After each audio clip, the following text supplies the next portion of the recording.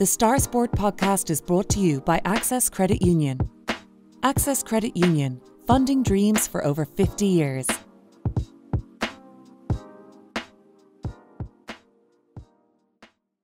Close your eyes and pull like a dog. And a new Irish record for Phil Healy, 22.99.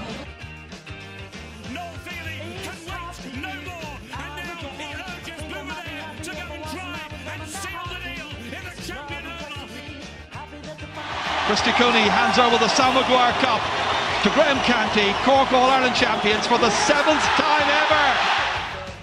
Hello and welcome back to the Star Sport podcast. I'm your host, Dylan Mangan, joined today as always by Star Sport editor Kieran McCarthy.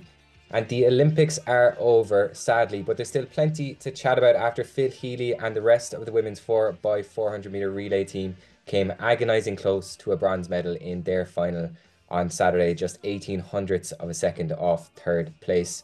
We'll be chatting about that on today's podcast. We'll also look back at Cork's All-Ireland Camogie final win over Galway, and the club championships are back in action as well, so there's plenty to look forward to this weekend. The Star Sport podcast is brought to you in association with our friends at Access Credit Union. Access Credit Union, where your bank really does matter. Choose credit union, choose local, choose community. So, Kieran, Saturday night, 8:14 p.m, West Cork and the rest of the country really held its breath as four incredible athletes pulled out a world-class performance. And one of those, obviously, was Phil Healy.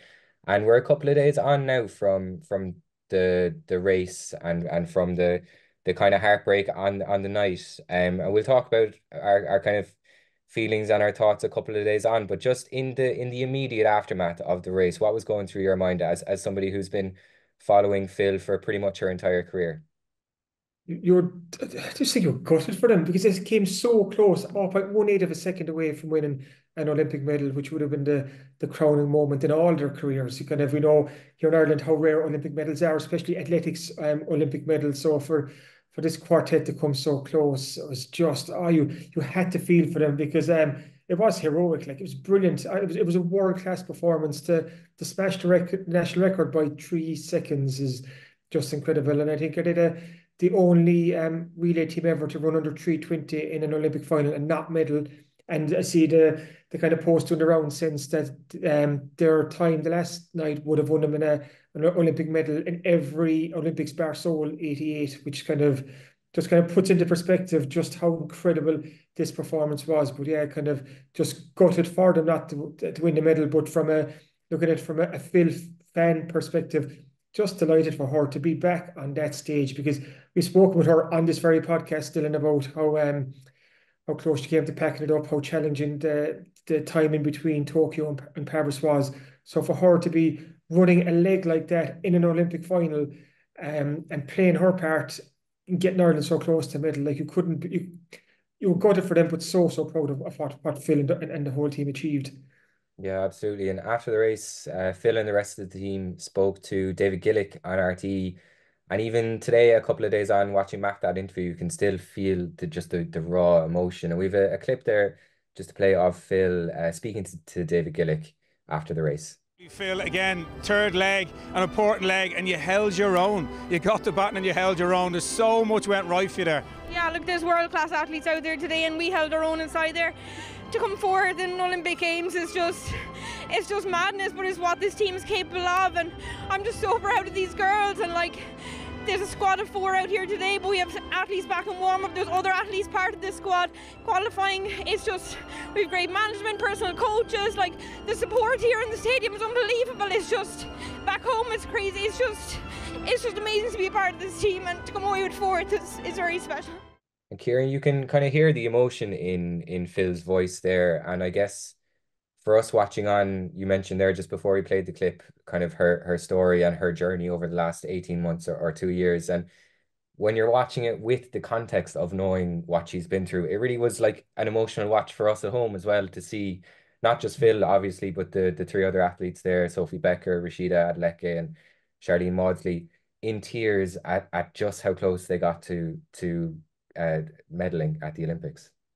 Like that was an incredibly raw interview that the four of them did with David Gillick just after, and you could see the emotion was painted on all their face. Like your heart would go out to them. Like Charlene Maudsley was in tears. Like that was on her birthday, and she just ran the fastest ever relay split she'd ever run. I think it was 49.14. She was incredible as well. So you would feel so much for them. But like what they've done for Irish athletics and Irish women's sport and Irish women's sprinting is just it's just off the charts. Like you have four incredible role models there for young girls and boys across the country to follow. But on Phil's story, like it's just like what she came through to get back to that stage, like, you know, kind of the challenges that she faced, obviously those health issues, and she's spoken before of with that Hashimoto's disease and her thyroid issue. So to get back there was become a two-time Olympian was an achievement in itself for Phil. But then to go out and put on the performance that she did in an Olympic final, and we got to remember, Dylan, there was an awful lot of pressure on her because Rashida, Sophie, and Charlene had all run the individual 400. They'd all qualified in individual events for these Olympics, but Phil hadn't. She missed out on the 200. So there was pressure on her going into these games, almost just to prove herself, you know, even consider what she's done for the last decade. Like she's 17 national titles. She's the trailblazer for so long, but she almost had to prove herself again coming back from that low base where she was at 12, 18 months ago. But she did that and more. In the studio after, Derval O'Rourke and Rob Heffernan, like Derval described it as the race of Phil's life, and Rob Heffernan was saying just how brave she was because when Phil took the baton from Rashida Adeleke, Ireland were in second place. Forget the USA, they were gone. They were already kind of almost standing on the podium at that stage. So in that third relay leg, I think the job for Phil was to keep her place and to try and get Ireland around in second position, which is a big ask. But coming down that home straight, that final 100 meters, with all the pressure on her, the French, the British, the Dutch runners kind of chasing her down. Phil held second. Like that's incredible. Like how like there was a very famous clip about Phil years ago in a relay about the depths of hell that Phil came from the depths of hell. She dug down into the depths of hell the last night to kind of to show that bravery and commitment and just raw courage and belief to kind of get the baton to Charlene Maudsley with Ireland still in second place. So a huge team effort, but it was just great to see Phil shining on that world stage again. Yeah, there's something as well, specifically, I think, about the third leg that brings that pressure as well, because like you can argue that every leg obviously is important and every leg has its own pressures, but for Phil, like she would have known when she got the baton, like she would have known the magnitude of what was potentially about to happen, and she would have, like, even in that kind of cauldron, in that with the fans screaming, she would have probably still had the clarity of mind to kind of have a split second to go, this is on a little bit here, and like this could happen. So for her to pull out that performance was a 50 seconds 94, I think. 50.94, yeah. Like, I think you can't over exaggerate how incredible it was. And like the Olympics are all about personal stories as well. And I think Phil's story is one that we just don't get tired of anyway. And you're writing in this week's Southern Star, you have a great piece just kind of to try and contextualize Phil's story and the support that she's gotten from people in West Cork. She's going to have a homecoming tomorrow night, so Thursday night, in Enniskeane in Ballineen at 7:15 as well. So you'd imagine there'd be a huge crowd there to welcome her home. Yeah, 100%. And there should be Phil is like the sweetheart of West Cork. Like she's a national treasure because she's just so relatable, and she epitomizes kind of the best of West Cork, that just incredible spirit that she has. And I've always said to her, and like she's just a tremendous ambassador for this area because she flies that West Cork flag so proudly, whether it's at the national level or the international level. I remember talking before to one of her roommates in Waterford, and I think she used to have the crack about the kind of the West Cork black pudding up inside the fridge. Like she'd be pointing out in the fridge what's from West Cork. So she's incredibly proud of where she's come from. So you're talking about this this local woman from Knocknaneedy in Ballineen in West Cork who learned to run and learned to race at Bandon Athletic Club. And look at the heights that she's achieved. Like she's a two-time Olympian. She's a two-time Olympic finalist. She was Ireland's fastest woman for years and years. She was the first Irish woman, I think, in 40 years to hold a 100-meter and 200-meter record at the same time. She's a European silver medalist after this year. 17 national titles. What she's done is just incredible. And she's always done it with this I suppose a smile on her face, kind of, and she's just, like I said, she's just a very warm character. But beneath that warmth as well, there's a competitor there. Like, and talking to people who know her far better than I do, like she's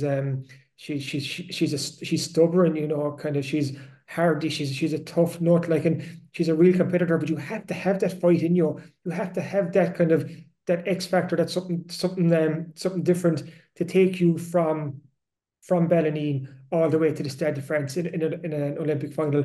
But I really do think that West Cork kind of has such a soft spot for her as she does for West Cork. And I'm really hoping there'll be a huge crowd in Ballineen and Enniskeane on Thursday night just to welcome her home and just kind of show appreciation to feel like what she's done for this area, for not just this Olympics, but for the last 10 years and more. Like, so she's just one of the greatest sports people West Cork has ever produced, I think, and she's not finished yet.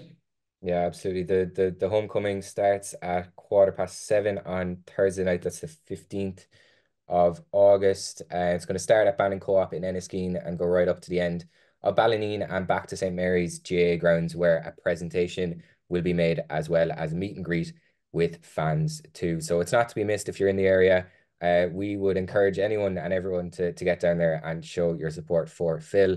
And Kieran, just before we move on from the Olympics, obviously there are 7 West Cork athletes there, right? And like, if you go down through each one of them, they all had like an incredible or performances. Like David Hart, Ireland's best player probably at the Olympics in the hockey. Nicola Tuthill, 16th place finish at her first Olympics, aged just 20. She got a hero's welcome back in Kilbrittain last night. Emily Hegarty became a 2-time Olympian. Eva Casey got into the Olympic final.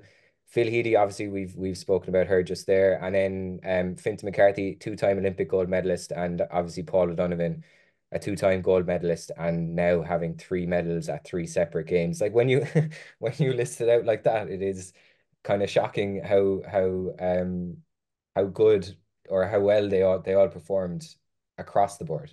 It's just remarkable. Our kind of Olympic coverage was when our Olympic supplement came up before the games. It was like taking over Paris was kind of our kind of headline forward, and that's been in every Olympic page in the Star on the top of the page. It's taken over Paris. Little did we know that West Cork really would take over Paris, like you said there, with the achievements and exploits of West Cork 7 Olympians. Just been an incredible watch these last couple of weeks. A real privilege to follow these 7 different Olympians on their journeys, and each and every one of them can come home kind of proud of what they've done. Like, it's a job well done. Like, I think it's there Eva Casey get to the Olympic final and finish 5th overall with Mags Cremen in the lightweight women's double. They finished 8th in the last Olympics. Like, that was a big improvement. Nicola Tuthill, like, she's just a star in the making. Like, just watch her take off. Really watch her take off. Like, 20 years of age, way ahead of schedule, thrown over 70 meters already to get to the Olympics and finish 16th was just a superb performance. But I just think one of the most impressive things about Nicola Dillon was just how calm and composed she looked. Like, that morning in the qualification group, her first throw went into the net. So she'd only 2 throws left to try and qualify for the final. And she threw it 69.90. It was like, Jesus, as in this Nicola can do whatever she wants. Like, she's an incredible talent. And obviously Paul and Fintan kind of, they do what they do best. They just win gold medals, and their journey's not finished yet. So, an incredible Olympics for West Cork. We have a lot of Olympic coverage again this week. Our Olympic coverage isn't finished just yet because obviously homecoming is happening at the moment, and there's a big one in Skibbereen on Sunday afternoon, September 1st. There'll be more details of that over the next couple of weeks.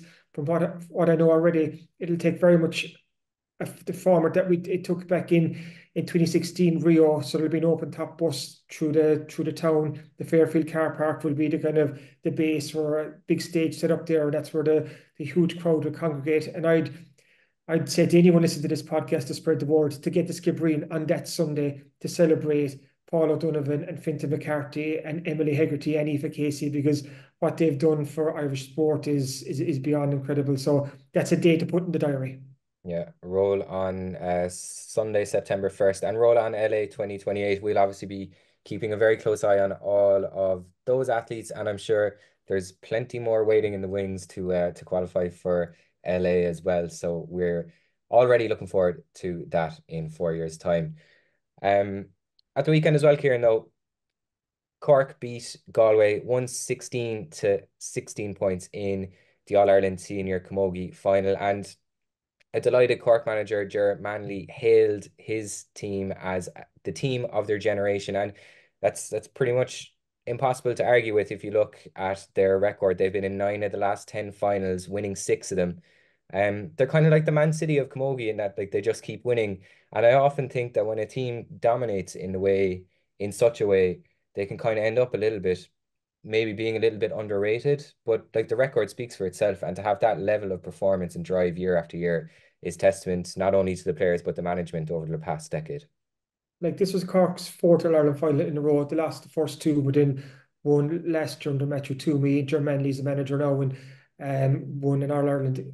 So it's back-to-back All-Irelands for this Cork Camogie team. And it's quite scary that you get the feeling that there's a lot more to come. You know, kind of, okay, you look at some of the kind of, let's say, I'm going to be very polite, the kind of elder stateswomen of this team, like Aisling Maloney, Aisling Thompson, who's just phenomenal. Like she's 34 years of age. She's won 6 All-Irelands now. Like she was player of the match on Sunday. She's just a force of nature. But you have the feeling like there's more to come from her. And then you look at the likes of the Amy O'Connors and the Laura Tracy, another stalwart, and the Mackeys and so on.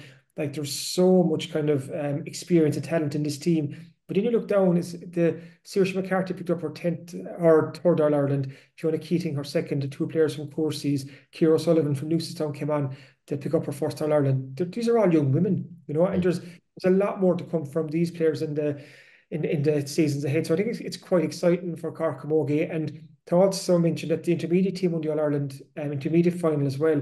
So that just goes to show the talent that's in the county at the moment. So like Ger Manley's job next year to whittle down a panel from 60 plus players between this year's senior and intermediate panels, that's an unenviable task. But it does show that there is a talent in Cork right now. And I know I don't want to jump too far ahead. Like the players are celebrating right now what their success from last Sunday, and they should celebrate it right through for the however long it takes. But the challenge will be there. Can they go 3 in a row? And I think if they could, like that, elevate them to a whole new level again.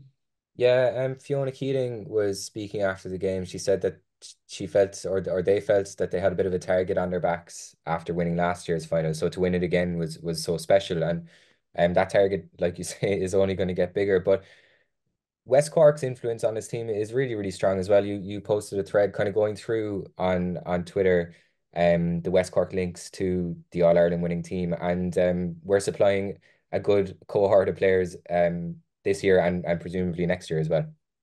Yeah, there's a very strong West Cork link, which is great for Camogie in the local area. So I mentioned the Courcy Rovers duo there, that's Saoirse McCarthy and Fiona Keating. They're both from Ballinspittle. You look at the likes of Ballinascarty's Millie Condon. It's her first year on the panel. She was an underage kind of dual star for the Cork Ladies football and Camogie team. So she'll have had great experience in this year. She's played league and championship. So she's one to really watch over the next couple of years. I think she'll learn an awful lot from being involved this year. Ciara O'Sullivan from Newcestown, her story has been remarkable. She tore her ACL in action for her college early 2023, so she missed the entire campaign. So she wasn't involved in Cork won the All-Ireland last year, but she came back this year, started off with the Cork Intermediates, impressed there, won her place back in the senior panel, started kind of coming off the bench, and she came off the bench again on Sunday against Galway. I think 47 minutes in that Ciara was introduced, and her target for next year was to win her starting place back in the team, because her last Cork game before she injured her ACL, she started the 2022 All-Ireland Camogie final. So that shows she's very high calibre as well. Talking about injuries, Libby Coppinger from St. Columb's is a back-to-back All-Star, but she had a hamstring injury in action for the Cork footballers. I think it was back in May now, so she missed the entire Camogie championship. She'll be back next year, and she's one of the best in the business.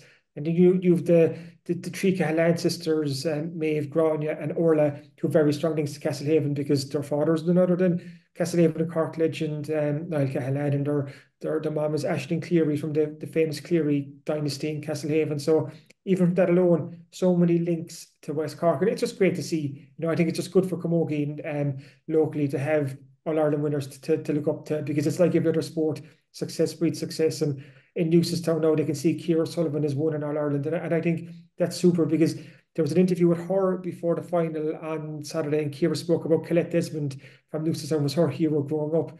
But now for young girls in Newcestown, their hero would be Ciara Sullivan, the All-Ireland winner. So it's like just the wheel keeps on turning, which is quite important as well.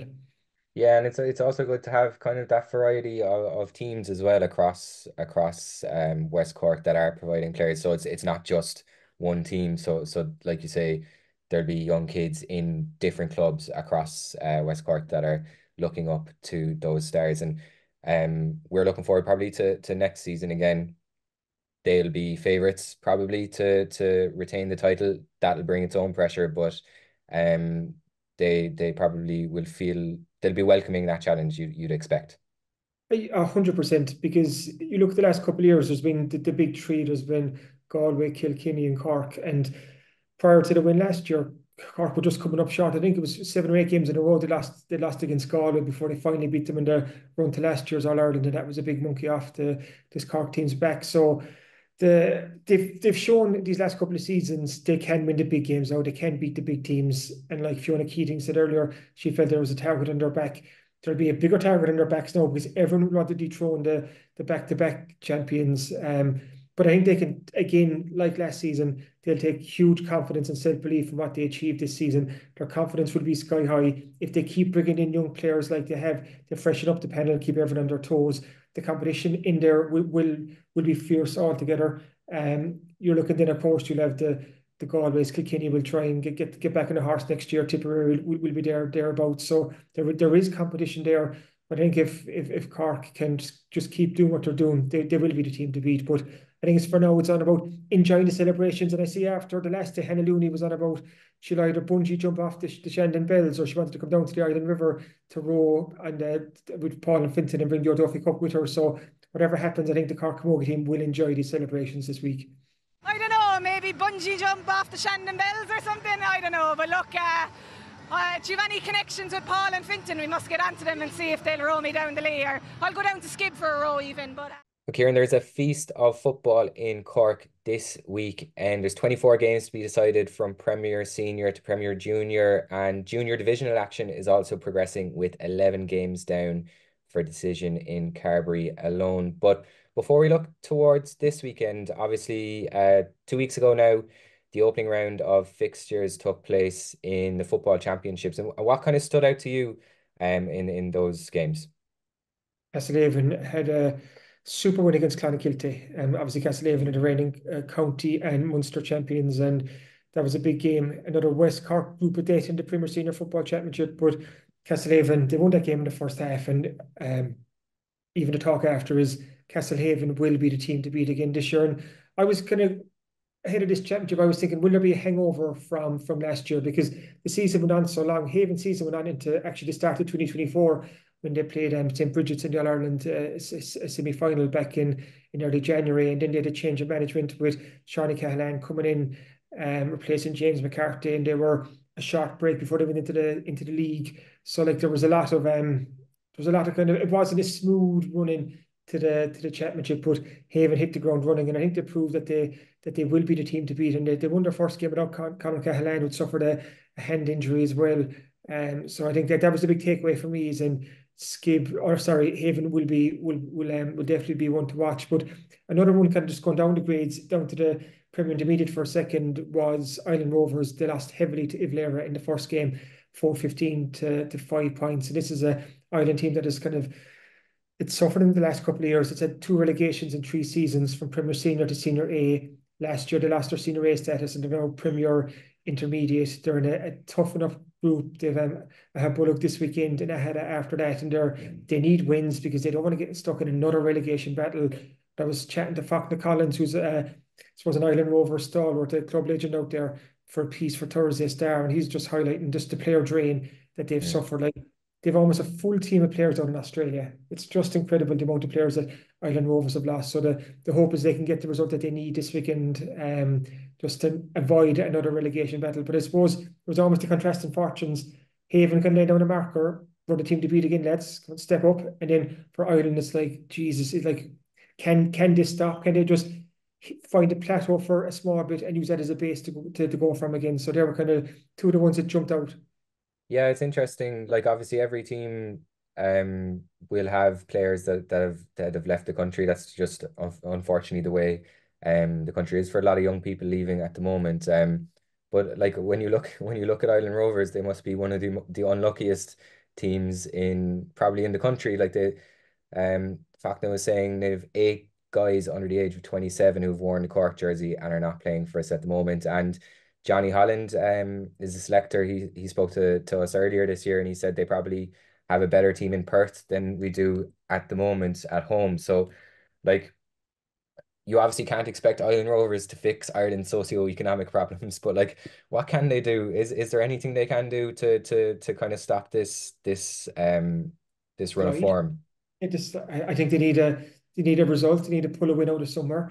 They really do. I think they just need a bit of stability at the moment, just to get a result from somewhere, just to maintain their Premier Intermediate status and just try to stay at this level for the next year or two. In the hope that they'll have youngsters coming up from the underage section.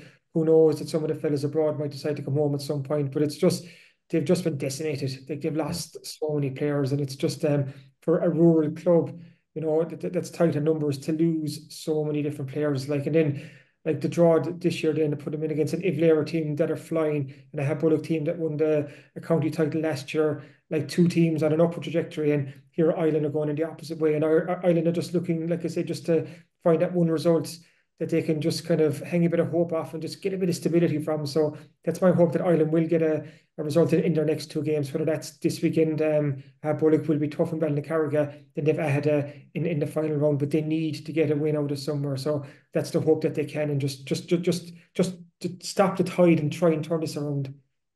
Looking forward now to this weekend. Obviously, there's plenty of West Cork clubs in action. Probably the standout is on Sunday in Premier Senior at 4 p.m. in Dunmanway. Clonakilty face Carbery Rangers, and obviously big derby game. Maybe a bit more of a must win for Carbery, considering they have Castlehaven afterwards. I think Ross will be kind of reeling from losing to St. Michael's in the first round. That one would have stung. So I call it the West Cork group of date plus St. Michael's, because you've Haven, Clon and Ross, and then you've St. Michael's as the outlier. But by Michael's beating Ross in the first game, it's really after kind of throwing a cat amongst the pigeons, because all of a sudden this Clon and Ross game on Sunday in Dunmanway is actually the second part of a doubleheader before we've Bandon and Bantry, another West Cork derby in the Premier Intermediate. So that's a great doubleheader there for any local sports enthusiast looking to spend a few hours on Sunday afternoon. But just back to Clon and Ross, the fact that they both lost their opening games means they're desperate for win, because if you lose a second game, all of a sudden, instead of looking to get out at the group to the knockout stages, you're kind of looking behind you and, oh crap, I could be stuck in the relegation battle here. And like you mentioned, Dylan, Ross have Haven in the last game. And if Haven are going well, like, that'll be a tough game for Carbery Rangers. So there's huge pressure on both. These two teams met last year, and it wasn't a game for football enthusiasts. It finished 6 points apiece. It was a cagey affair, and Seamus Hayes is telling us in this week's start that he's expecting another tight battle, and it could well be, because there's so much on the line for both. It's for both teams.